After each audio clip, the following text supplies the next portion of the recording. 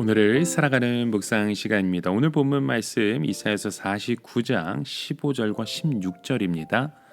여인이 어찌 그 젖먹는 자식을 잊겠으며 자기 태에서 난 아들을 국률이 여기지 않겠느냐.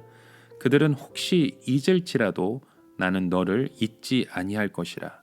내가 너를 내 손바닥에 새겼고 너의 성벽이 항상 내 앞에 있나니. 자, 오늘 본문 말씀 속에 보면 하나님께서는 절대로 이스라엘 백성들을 잊지 않는다고 하시면서 몇 가지 예를 들어서 말씀을 주십니다. 이 세상에서 참으로 쉽게 끊을 수 없는 것이 있다면 바로 혈연 관계이잖아요.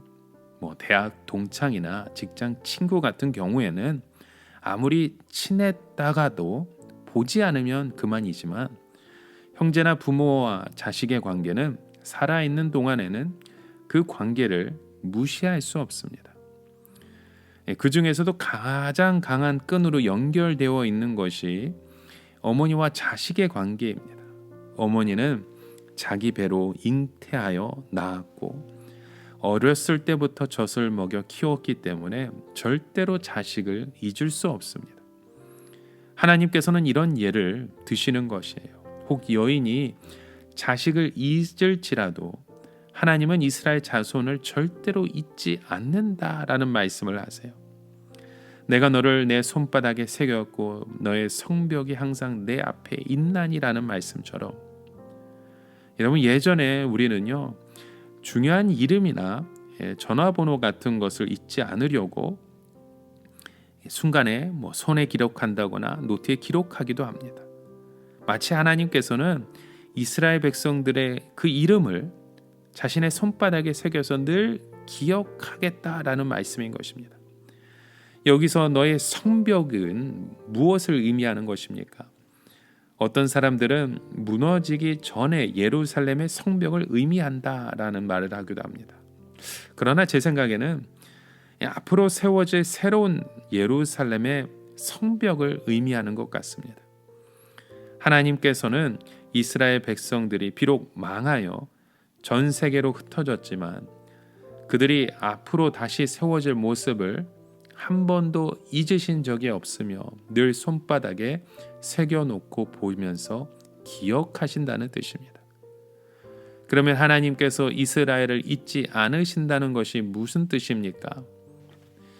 늘 그들을 기억하며 보고 싶어 하신다는 뜻일까요? 아닙니다. 하나님께서는 모든 것을 구원의 눈으로 보십니다. 이스라엘 백성들의 타락은 하나님의 구원을 원청 봉쇄하는 것이었습니다. 하나님의 구원이 이스라엘 백성들을 통하여 온 세상으로 콸콸 쏟아져야 하는데 막혀 있었던 것이잖아요. 자기들만 구원을 거부하는 것이 아니라 다른 민족들도 구원받지 못하도록 방해하고 있었던 것입니다. 예를 들어서 어느 곳에 샘물이 하나 있으면 그 샘물을 관리하고 있는 사람들이 샘물을 틀어막아서 자기들도 마시지 않을 뿐만 아니라 다른 사람들도 그 혜택을 받지 못하게 하는 것과 같습니다. 그래서 하나님께서는 그 샘물을 부수고 관리하는 사람들도 멀리 내쫓은 것입니다. 지금 이스라엘 자손들은 자기들이 없으면 하나님은 아무것도 하실 수 없다고 한참 잘못 생각하고 있었습니다. 이제 자기들이 다 예루살렘을 떠났기 때문에 아무도 하나님을 섬겨 드릴 사람이 없고 또 아무도 하나님의 구원을 이루어 드릴 수 없다고 생각한 것이죠. 그러나 하나님은 한 번도 구원을 잊은 적이 없다고 대답하십니다. 구원받을 자들의 명단을 손바닥에 새겨놓고 늘 보시며 그들을 통하여 다시 회복될 성벽을 눈앞에 그리셨다는 거죠.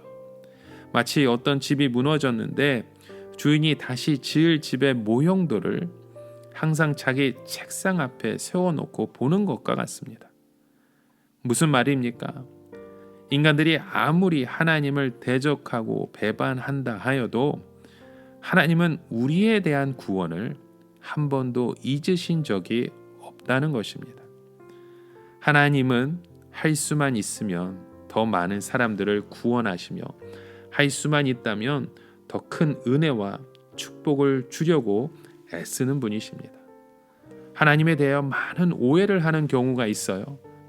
하나님을 한 사람이라도 덜 구원하려고 하시고 하실 수 있는 대로 축복을 적게 주시려고 하시는 분으로 생각하는 거죠. 그런데 절대로 그렇지 않습니다. 하나님께서는 할 수 있으면 한 사람이라도 더 구원하시며 할 수만 있으면 더 풍성한 은혜를 주려고 애를 쓰는 분이십니다. 단지 하나님께서 축복을 주시려고 손을 내미는데 우리 인간들이 외면하기 때문에 그 축복을 받지 못하는 것입니다. 여러분, 하나님은 한 번도 우리를 잊으신 적이 없습니다. 우리가 하나님을 모를 때에도 하나님은 우리의 이름을 손바닥에 적고 기억하고 계시는 분이십니다. 구약 성경의 룻기를 보시면 어느 누가 모압 여인 룻을 알았겠습니까? 그러나 하나님께서는 그 룻을 알고 계셨고 그 한 사람의 이방 여인을 구원하기 위하여 유다 베들레헴에 흉년을 들게 하셨습니다. 그래서 엘리멜렉의 가정이 모압으로 도피하게 되었고 그곳에서 엘리멜렉의 아들과 룻이 결혼을 하게 된 것입니다. 그리고 남자들의 죽음을 통하여 룻은 시어머니를 따라 유다 땅으로 돌아오게 된 것이었죠. 이처럼 하나님께서는 룻이라고 하는 한 여인을 구원하시기 위하여 흉년도 사용하시고 한 가정의 몰락도 사용하시고 남편의 죽음이라는 비극도 사용하셨습니다. 한 사람 한 사람을 구원하시는 하나님의 손길을 도저히 우리 머리로는 측량할 수 없는 것이죠. 하나님은 눈에 보이지 않는 거대한 손으로 오늘도 우리의 삶을 인도하셔서 결국 예수 그리스도를 소망하게 하시는 분이십니다. 여러분, 그 믿음이 오늘 우리의 삶을 통해서 함께 선포되어지시길 주의 이름으로 간절히 축원합니다. 함께 기도합니다. 하나님, 오늘 지금까지 우리를 만들어 가신 그 하나님의 그 손길, 언제나 우리의 마음속에 그 예수 그리스도의 이름을 새기며 살아갈 수 있는 귀한 믿음의 백성 되게 하여 주시옵소서.